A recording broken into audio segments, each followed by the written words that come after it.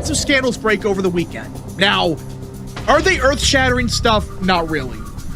But here's the thing, and this is something I do think Democrats are worried about, why they might try to force him out, which we'll get to how they can in a minute, because they could. I'm not saying they're going to for sure, but we're in June, and they're already unleashing these scandals now, before the summer. What does that tell you, by the way? They're trying to replace them. Yeah. They got something. Well, they also probably have something cooking for October.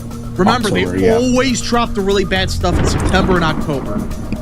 They don't drop the bad stuff now. They're just dropping the appetizer. Like, this is a taste of what's going to be hitting in, I think, October. So, by the way, Nick Shirley, if you're watching, which I know you're not, that's what you should have done in Minnesota, but I digress. Thank you. Thank you. But yeah, so the scandal is apparently he was talking with several women in a sexual manner when he was already married. Which, again, that's not really the biggest story in the world, but here, the thing that's very interesting is how it leaked.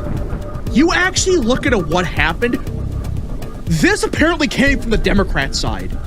Apparently it was a Democrat operative that leaked this stuff. Why is that a big deal?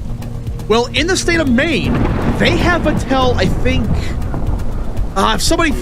it's sometime in June or maybe early July for the Democrat Party to theoretically pick their own nominee and force out Platner.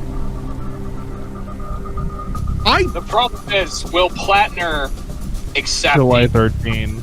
A candidate who wins the June 9 primary and subsequently withdraws by 5 p.m. on July 13 may be replaced by a nominee selected by party officials.